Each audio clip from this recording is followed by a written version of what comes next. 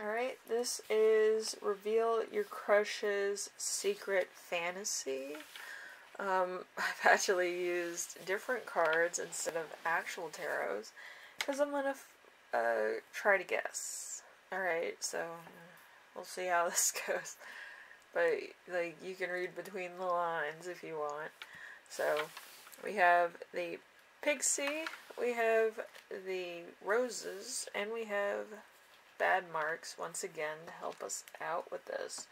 So, pick whichever one resonates for you, and we will start with the first one. And then we'll get to yours, hopefully.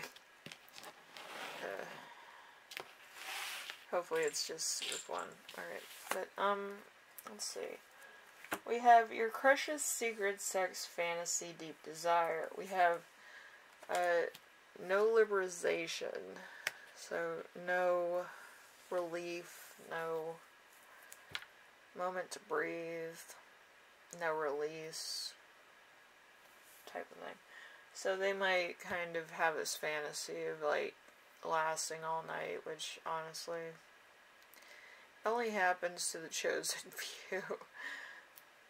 You have to have endurance, you know. Anyway, so number 2, we have Seduction, which is how to make your crush powerless to your charms. We have Devotion. Aren't we all just devoted? Then we have well, Devotion is like loyalty, eyes for that one person, you know, just totally obsessed. So, let's see, number 3, we have Sexy Potential, you and your crush in bed. We have Independence. So, yeah, it's weird. Independence.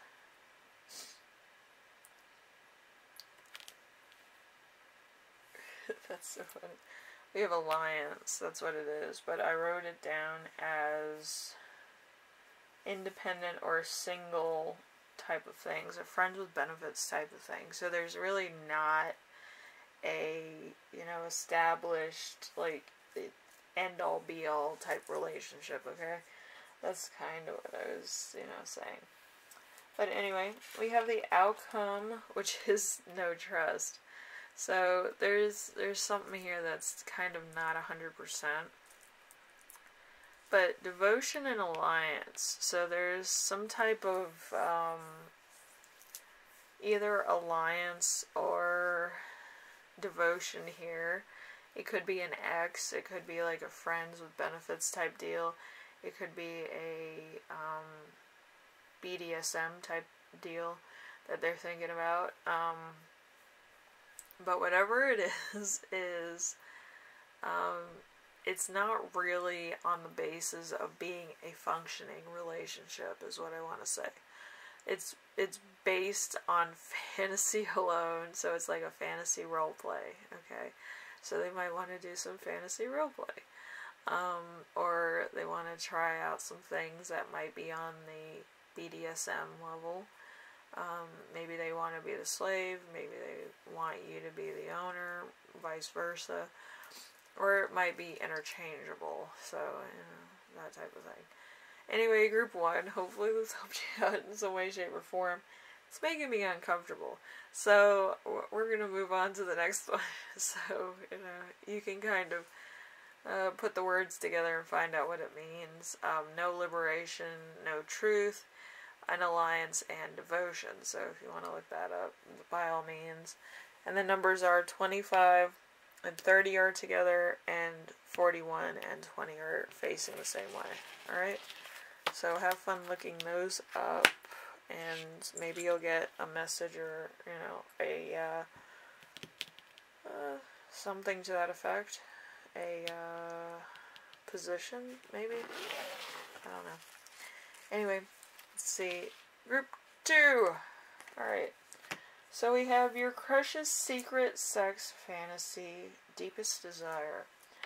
Alright, we have In Between. This might be a side thing. But, in between relationships. 2 worlds, 2 perspectives, 2 people.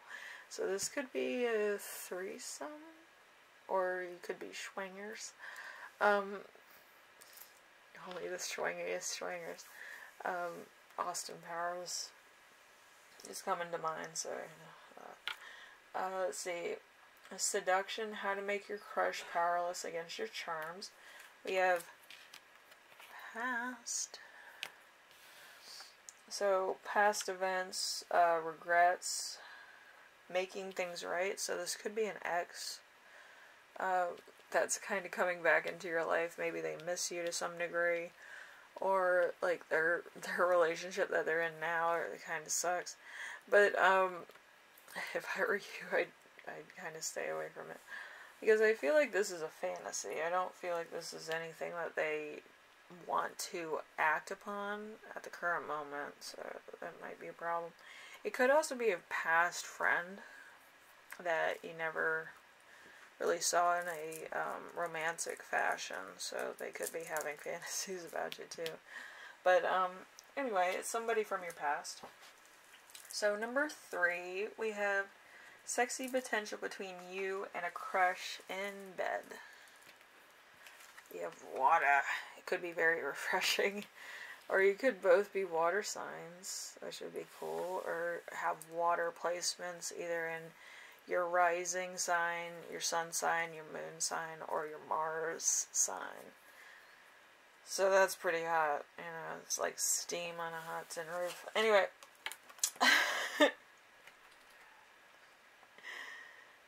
We could have fun with my tangents. But anyway, we're not doing that.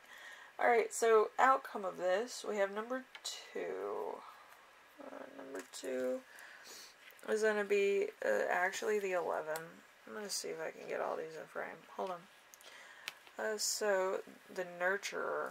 So, I feel like the keeper, or familiar traits. So, you know this person either from a friend group, from your past, or other taboo subjects I won't discuss here, but there's something here. So anyway, you can try these numbers if you like, for positions, I guess.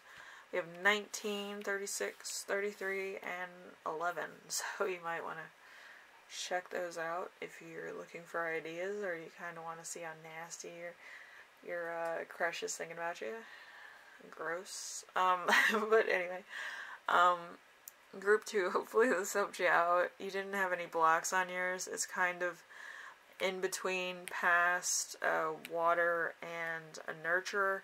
If you know of anybody from your past, or that's kind of in between relationships at the moment, looking for a rebound, it's probably the person. But, you know, just be careful with that. Don't, you know, put your heart out there when it's just kind of a booty call, or, you know, a rebound.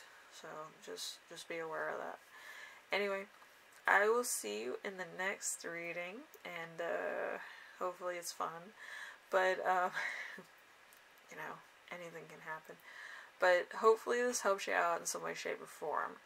We are not allowed to do too much stuff that correlates to the romantic side of tarot card reading, which is a shame, but you know, hopefully this works for you. Anyway, thank you for watching, and I will see you in the next reading, group 2. Alright, so we have bad marks. I have to squish them again. And we have group 3's stuff. So let's see.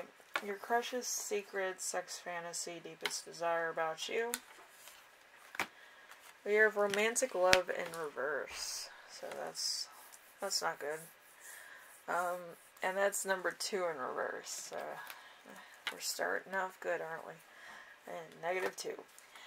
So number 2, we have seduction, how to make your crush powerless against your charms.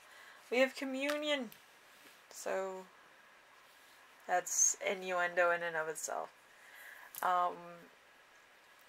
Yeah, fun. So they're they're kind of on a level basis. So it's Thanksgiving and need for a life lesson. So communion can be a lot of things, but I think a lot of people that know what I'm talking about know. And if you don't know, then we're not going to go through that. Can't really say too much on that subject. Anyway, number 3, we have sexual potential between you and your crush. We have humor in reverse, so there's no humor to this. It's just based on kind of like a foreplay type of thing, like if we get caught, oopsie doopsie. But it's all for like the thrill of getting caught, I feel. So anyway, the outcome, we have death and magic. Death and magic, pain and helplessness, hard times. So this is probably one of those things where it's like, both of you are not in the best financial thing, or you might work a lot. So this might not even be a possibility. This is a fantasy. But we have communion and death and magic, so you can figure that one out. So we have 2, we have 23, we have 49, and we have 37. So if you're looking for positions, you can look all those up.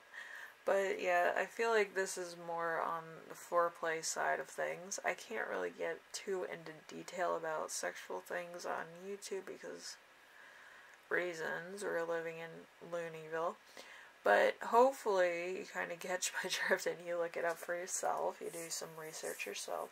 But yeah, communion and death and magic are kind of innuendos, so it's not too bad. Anyway, hopefully this helps you out in some way, shape, or form, and it gives you a glimpse into what your crush's fantasies are about you, or what they want. It's kind of cut and dry, but whatever. Anyway, I will see you in the next reading. All right, later.